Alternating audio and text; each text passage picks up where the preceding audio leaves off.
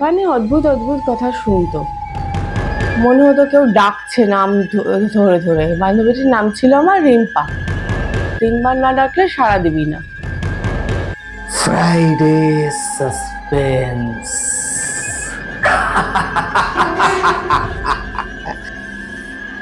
শুধুমাত্র মেডিটা লেজেন্ড ওয়াইটি চ্যানেলে রাত 9টায় আসবে গল্পের ধারা, রহস্য, প্রেম আর হাসির খেলা সারা।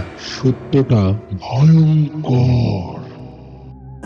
নমস্কার, শুভ সন্ধ্যা। আমি সুপর্ণা। আজকে আপনাদের সামনে মেডিটেশন গল্প জংশনে এসেছে আবার পার্বতীদিকে নিয়ে। পার্বতীদি আমাদের সাথে আজকে আরেকটা ভৌতিক ঘটনা শেয়ার করবেন, যেটাতে একজনের উপকার হয়েছে। তো সরাসরি চলে যাব পার্বতীদির কাছে। নমস্কার। পার্বতীদি, তুমি শুরু থেকে শুরু করো।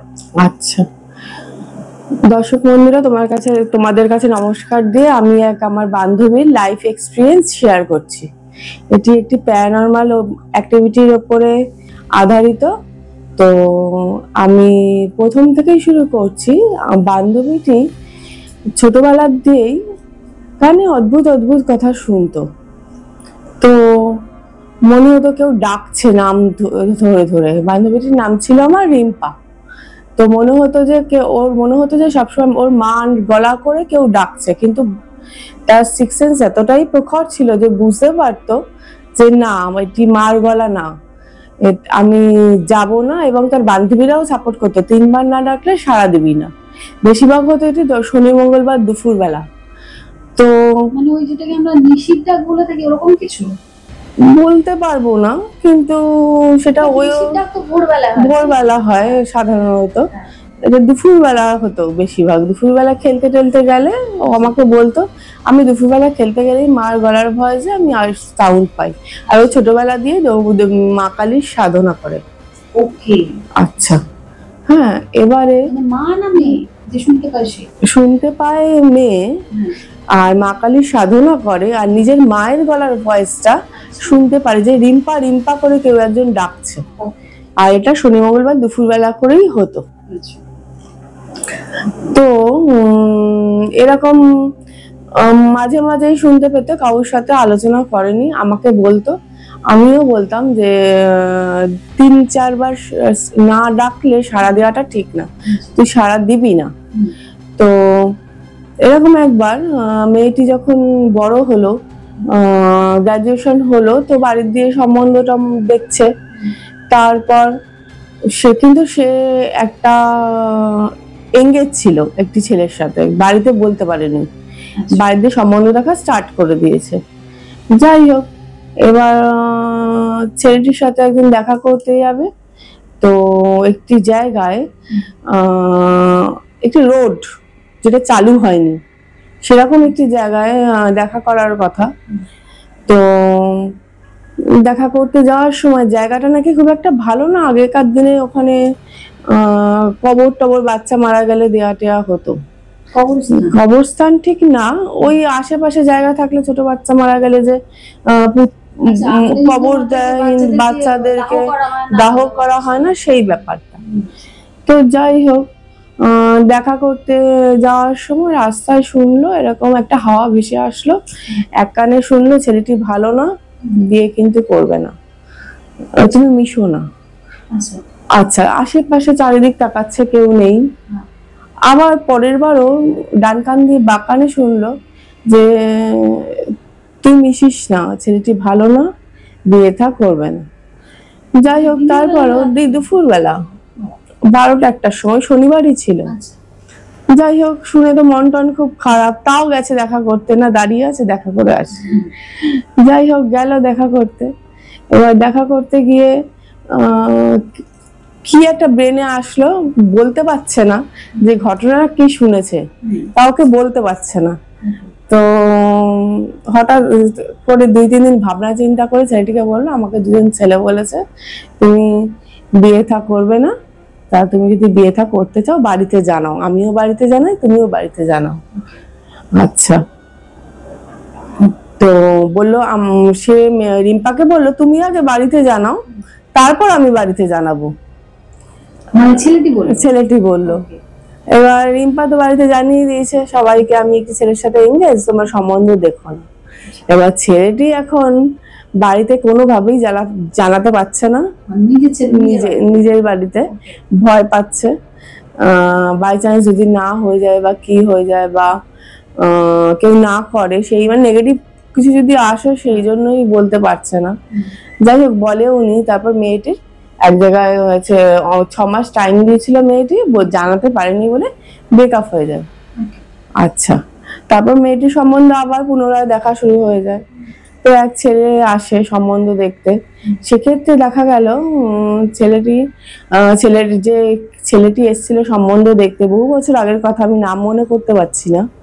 হ্যাঁ, তো যে ছেলেটি দেখতে এসেছিল সে বললো যে আমার মার ওপেন হার্ট সার্জারি 1 মাসের মধ্যে, যদি আমার মা সুস্থ হয়ে ফেরে তবে এই বিয়েটা আমি মা সুস্থ ফেরার মধ্যে 1 মাসের মধ্যে বিয়ে সম্পন্ন হবে, বিয়ের ডেট দেব। তা আমাকে মেয়েটি বললো যে দেখ এরকম এরকম কথা, তা কি করব? আমি বললাম যে কোনো তারাপীঠ, দক্ষিণেশ্বর বা কোথাও একটা মানত কর, যদি বেঁচে ফিরে আসে ভালো ছেলে, বিয়ে হয়ে যাবে, ভালোই হবে। মায়ের সেবা শুশ্রূষা করার জন্য মা সুস্থ হয়ে আসলে বিয়ে করে বউ নিয়ে যাবে। হ্যাঁ, এটা হচ্ছে ঘটনা। তোমার জন্য দাসী আনতে গেছি। তো যাই হোক, এবারে মার ওপেন হার্ট সার্জারি হলো, মা সুস্থ হলো। তারপর সেই মা বিছানায় বসে বসে যখন মেয়ের বাড়ি দিয়ে গেল কথা বলতে, দেনা পাওনা হোক বা কোনো একটা মিটিং এ হোক, 2 বাড়ির দিয়ে এক জায়গায় জমায়েত হলো ছেলের বাড়িতে। ছেলেটির মা শুয়ে শুয়ে ডিমান্ডের পর ডিমান্ড এক এক করে বাড়ছে রোজ, অসুস্থ অবস্থায়। ডিমান্ডটা কিন্তু তার মায়েরই, তারও না, তার বাবারও না, তার মায়েরই ডিমান্ড। আমার ছেলেকে এটা সোনার বোতাম দিতে হবে, ডায়মন্ডের ওয়াচ দিতে হবে, সোনার চেন দিতে হবে, আমাদের বাড়িটির দোতলা করেছি, দোতলাটা পুরো সাজিয়ে দিতে হবে। বেশি কিছু না, একজন কার্পেন্টার পাঠিয়ে দেবেন। আমার এই দেয়ালটা পুরো ফাঁকাই আছে, আমরা তো একতলায় থাকি, একতলায় জল জমে, তো দোতলায় ফাঁকাই আছে, দোতলাটা আমাদের কিছু চাহিদা নেই, শুধু দোতলাটা সাজিয়ে দিলে আপনার মেয়েই ভালো থাকবে। খুব ভালো কথা।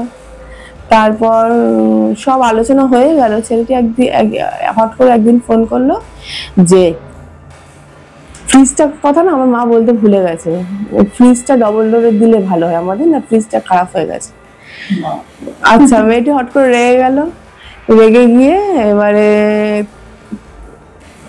তার আগে একটা ছোট্ট কথা বলতে আমার ভুলে গেছি যে মা যখন সুস্থ হয়ে ফিরলো, দুজন মিলে দক্ষিণেশ্বরে গিয়ে শিবের মাথায় জল ঢেলে এসছে, এই প্রার্থনা করে যে মা সুস্থ হয়েছে, মানত ছিল তার জন্য। তারপরে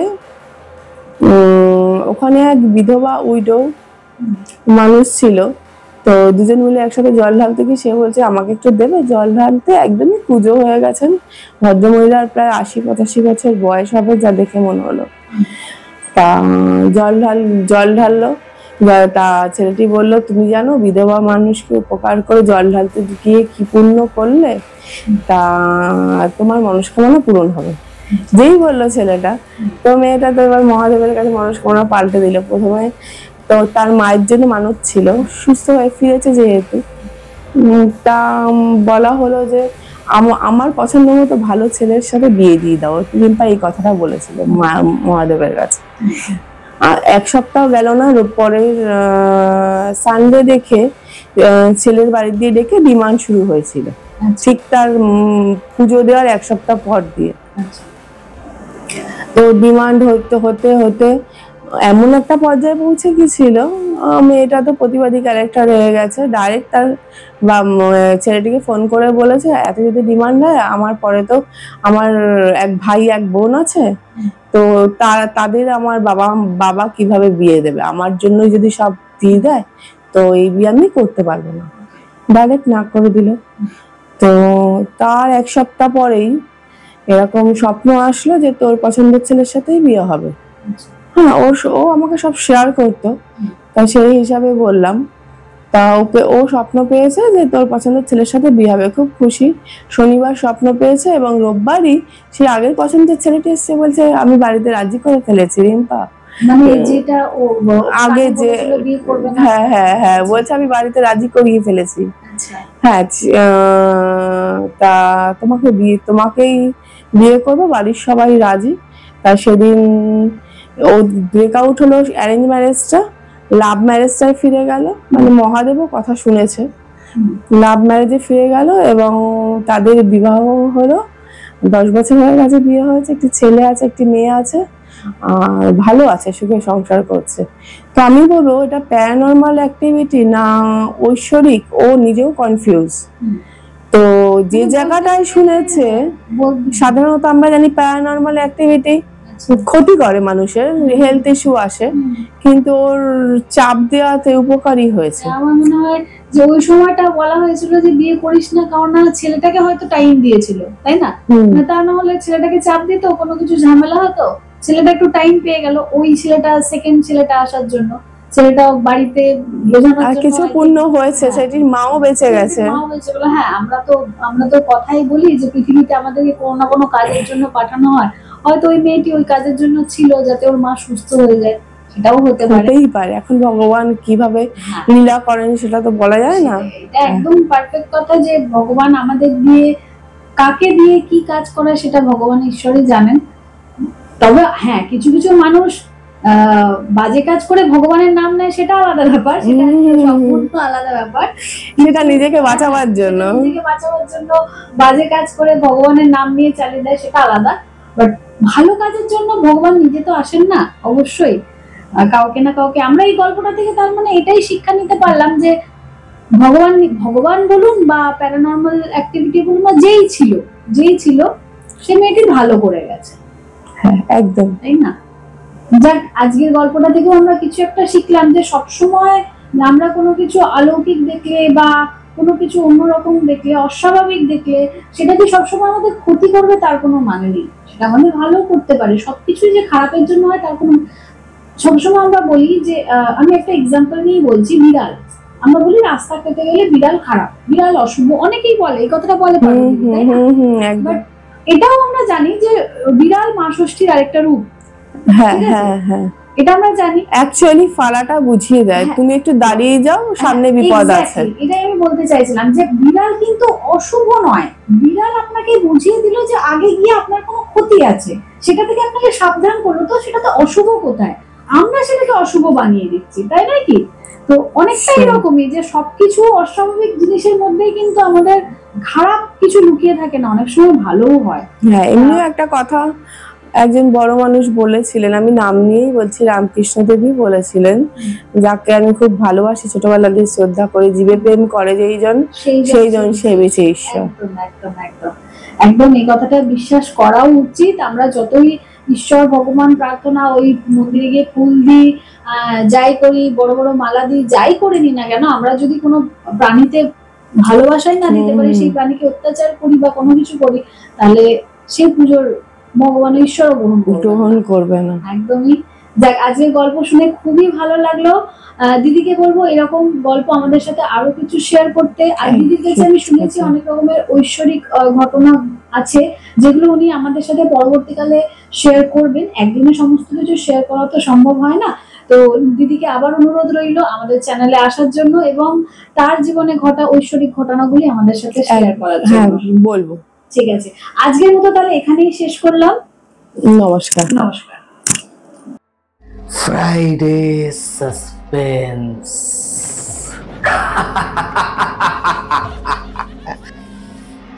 শুধুমাত্র মেডিটা লেজেন্ড ওয়াইটি চ্যানেলে।